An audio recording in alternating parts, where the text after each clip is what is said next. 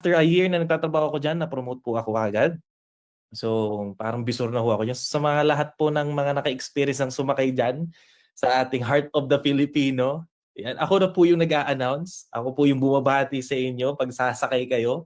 Magche-check ng boarding pass, di ba? Di ba yung mga nag-a-announce, mabuhay, welcome on board. Yeah, sinampulan pa eh, no? So, ako na po yung technically supervisor po sa flight. And imagine niyo po, syempre, single ka, bata ka, gwapo mo pa. Iya, yabang ng speaker. Wala kayong choice. May pagkakataon tayo dito sa spotlight. Pagbigyan niyo na ako. So, nandito lang ako sa Philippines. I'm averaging a salary of 50,000.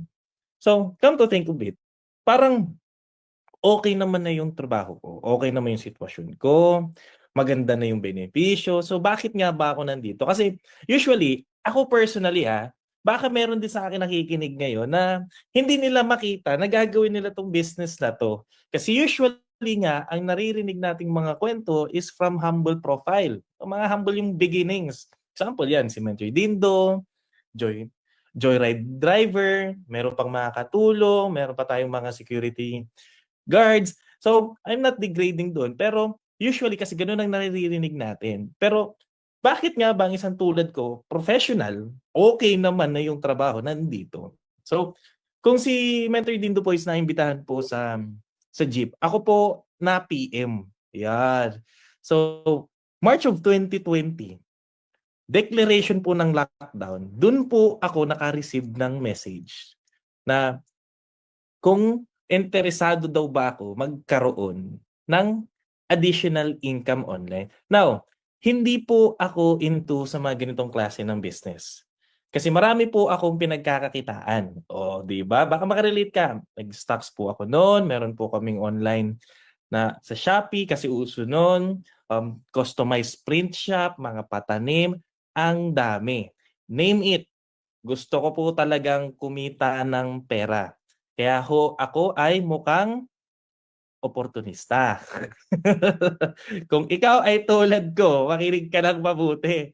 Okay? So, bakit nga ba napadpad ako dito despite ang dami kong gano'n? Simply because meron din akong mga realization na gusto kong i-share sa inyo na baka sakaling makatulong sa sitwasyon mo, makapag-decide whether to try this opportunity or not. Okay? Now, nung nagkaroon po ng declaration, halos lahat po ng pinagkakakitaan ko nun, ay nagkaroon ng declaration ng lockdown, halos po naapektuhan. Okay? Karoon ng lockdown, tigil negosyo. In short, tigil ang trabaho, tigil ang sahod. Pero ito yung matindi, 'di ba? Meron palang forever. Oh, 'di ba? Kung ikaw ay hindi na naniniwala sa forever, meron po palang forever. Saan? Sa bills. Yan. Tuloy-tuloy po pala ang gastusin. So nagkaroon ako ng realization na pinatikim na sa atin yung buhay upon retirement. Kasi kung okay naman ang sinasahod mo ngayon, sabihin natin, maganda yung trabaho mo, mataas ang sahod mo, bata ka pa naman, malakas ka, lahat po yan may hangganan. In a snap of a finger, pwede pong mawala lahat yan. Pwede kang palitan sa trabaho mo, pwede mawala yung trabaho mo, or pwedeng darating ang pagkakataon magre-retire ka din. At ang ending, di ba? Ang ending, magne-negosyo ka din. So, yun po yung dahilan ba't po ako talaga nahilig po maghanap ng opportunity. Now, nung nakita ko ho tong opportunity na 'to, sa totoo lang po ang hirap niyang paniwalaan. Gawa ng professional po ako, ang dami kong pinagkakakitaan. Tapos daan-daan libo po yung mga pinangkakapital ko. Then sasabihan ako dito na yung business na 'to, ang daming na-create na milyonaryo. Example si Mentor Dindo. Imagine niyo na, weekly meron siyang chine-cheque na almost 40,000 pesos, 37, 39. Imagine mo 'yun sa part-time ko po na yung mga sideline ko po, hindi po basta-basta madaling kitain 'yun. Tapos dito sasabihan ako na ang daming puwedeng magbago buhay ko. Good news ho, do'n ko ho naintindihan na meron palang sistema. And maraming salamat siyempre sa Project High Community kasi isa talaga ako sa natulungan magbago yung buhay. At the same time, nang dahil po sa opportunity na 'to, nagawa ko pong maiwanan yung trabaho ko. Kasi marami ho sa mga tulad kong mga empleyado, ang na-stuck sa trabaho nila kasi walang choice. Alam mo yun, magrereklamo ka pero ending kinabukasan magtatrabaho ka pa din. 'Di ba? Buwisit na buwisit ka na sa katrabaho mo, pero ending papasok ka pa din. Alam mo yung masakit na part diyan? Yung ang tagal mo na pero wala ka pa ring naiipon. Huwag kang mag-alala, hindi ikaw ang pinapatamaan ko, sarili ko. Ha, kuwento ko 'to. Now, fast forward ho natin. Nag-decide po akong gawan ng paraan, sumali po ako dito, and kung narinig niyo po yung VIP accounts, yun po mismo yung kinuha ko. Hindi man agad-agad, pero at least may programa pong kaya niyo pong tapusin agad yun. Fast forward ho natin, I started doing the business, part-time lang po muna ako. Okay?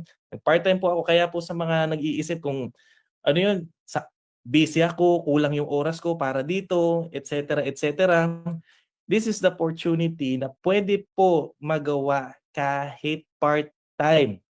Yung oras mo na papag-scroll mo, ilagay nyo ho dito, pwedeng-pwede po yan. So fast forward ho natin, naintindihan ko yung sistema, kumita ng komportable, nag-decide po ako mag full-time. Alam niyo po yung kinagandahan? Pag full-time ko po, after 4 months, na-hit ko po yung first million ko. I'm averaging a salary of 50,000. And wala pa pong 2 taon, almost 300,000 na po ang kinikita ko monthly. So kung ikaw nakikinig sa akin ngayon, tapos sasabihin mo, 'di ba? Maiintindihan kita eh. Sasabihin mo, totoo ba 'yan? Ganyan. Ang hirap niya nga naman talagang paniwalaan na span of 2 years, pwede mong ma-times 5 or times 6 yung sinasahod mo sa opportunity meron na 'to, tapos internet lang gamit mo. Tama? Kasi kung ako din 5 years ako nagtatrabaho tapos biglang ganito, baka nga mas matagal ka sa'kin nagtatrabaho. So, fast forward ho natin, alam niyo yung kinagandahan dito sa negosyong 'to, kumikita ka na ng malaki, pero marami ka ding taong puwedeng matulungan. Yan po yung isa talaga sa nagustuhan ko dito. Yes, don't get me wrong ha, I'm not against employment.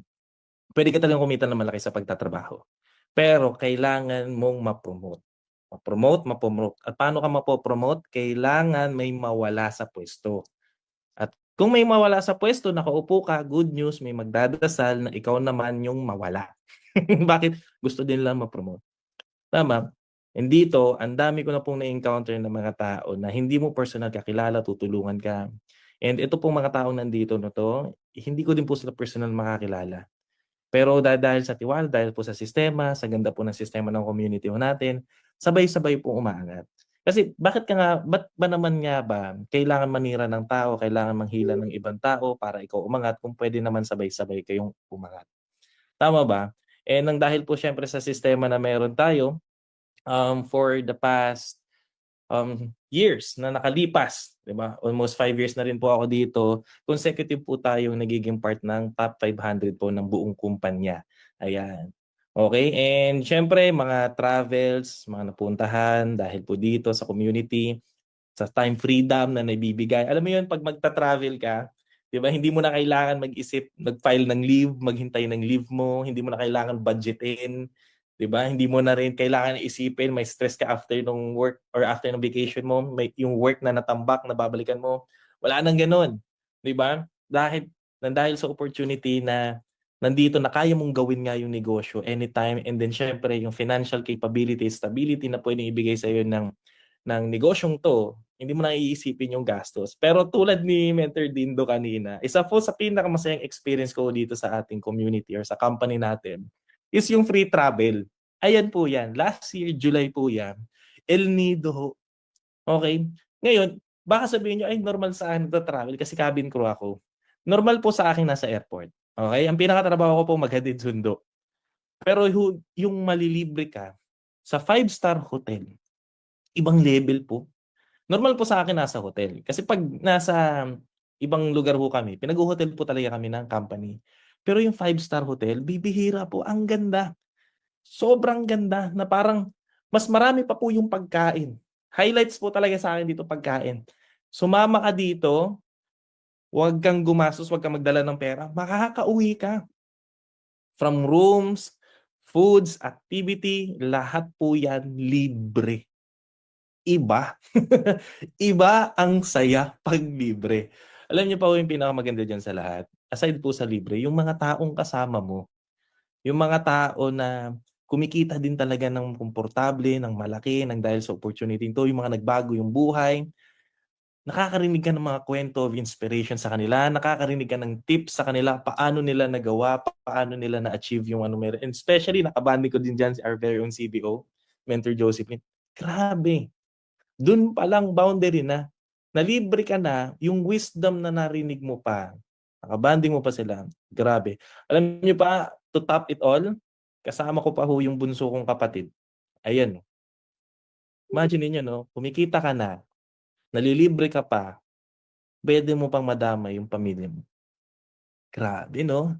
Gano'n po tayo kasuwerte sa company ho natin. And siyempre po since limited lang naman ang oras ko, kung ano-ano pa pong yung mga eto ho, isa po sa mga sabihin ho nating ano, naging milestone ko ulit dito sa company ho natin, sa community ho natin. Last January po, I was able to earn first time ko pong ma-earn na yang 6 figures na yan kaya palang kitain ng isang araw. Grabe 'no? Isang araw puwede pala. So, paano siya nangyayari?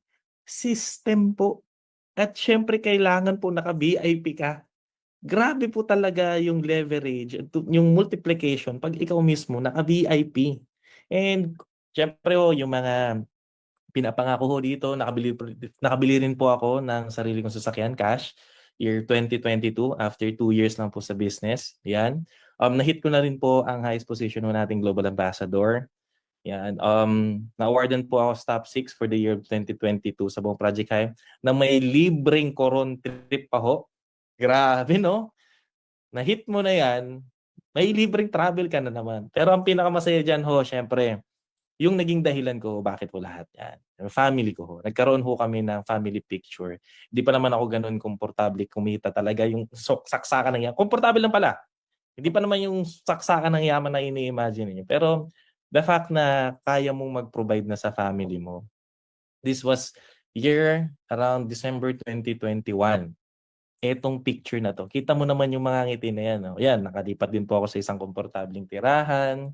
Nung cabin crew po ako, ganda ng trabaho ko, pero apartment, wala pa ho akong kama nun, yung foam lang sa ano, kasi nga tipid. Pero gusto ko i-share ho sa inyo kasi, beside ho sa lahat ng 'to, kailangan niyo pong mas lalong maintindihan ba't niyo po siya kailangan gawin. So last week, bigla po akong umuwi ng Bicol, taga Bicol po ako. And nagkaroon po ako siyempre ng privilege. At least man lang makasama ulit yung family ko kasi makukumpleto kami ulit. Yung mga kapatid ko siyempre may iba't iba na hong buhay yan. Okay, so nagkaroon ho kami ng pagkakataon magkaroon ulit ng bonding, yan, nag-aya ng dagat. Tapos itong pool po yan, galing po siya na tubig ng nature spring, parang tubig yun eh, no? Basta natural po na bukal. Yan, malamig. Tapos, alam niyo yung maganda dyan, kasi alam mo yung biglang lang nagparinig yung mama ko na yung washing machine ang tagal na, naglaba daw siya, nag-spin dry, alam niyo yung takip nun, biglang lumipad. So, nang dahil sa opportunity 'to, tulad sabi ko sa inyo, we have the capacity na magkaroon talaga ng financial capabilities na on the spot, nakabili po kami ng ano, nabili ko po yung mama ko ng brand new na washing machine. Imagine yung ngiti na yan. I-screenshot ko na lang po yan sa video. Pero alam mo yun, yes, masarap po na mabili yung mga gusto mo, 'di ba? Masarap 'yan. Hindi ko po kakakailayan lalo na kung deprive ka, ang tagal mong ginusto 'yan, pinagtrabahuhan mo, deserve mo 'yan. Pero sana maalala niyo din na yung mga mahal din natin sa buhay, deserve din nila ma-experience yung blessing na nabibigay sa'yo. So, share mo 'yan, 'di ba? Grabe yung pasasalamat ng mama ko pero, alam mo yun, nagpaparinig na ulit na share your blessings pa more. Paparinig na nung TV, nung nag-canvas kami mga 70,000 na yung gusto. Ayos din eh 'no. Tapos siyempre since 2021 yung last na family picture namin, nagkaroon din ng update 'yan. Kasi nag-request din yung papa ko, tapos yung bunso naming kapatid kasi last na, makita niyo, sumbong ko na, 'yan, pangit daw siya diyan. So ngayon napaghandaan niya. Oh, 'di ba? Ang ganda nung opportunity ho natin kasi hindi lang ikaw yung magbabago buhay mo, damay pamilya mo at siyempre yung mga tao nagtitiwala sa inyo. Anyway, eto ho last slide, palapit na ako matapos, baka overtime na ako. Tatagalogin ko na lang 'to para mas malinamnam, Okey, makinig ka ng mabuti. Hindi po usapan dito kung ano ang kulang or wala sa inyo. Makinig ka ng mabuti, ulitin ko. Hindi usapan kung anong kulang or wala sa inyo. Ang usapan po lagi dito, ano ba ang kaya niyong gawin?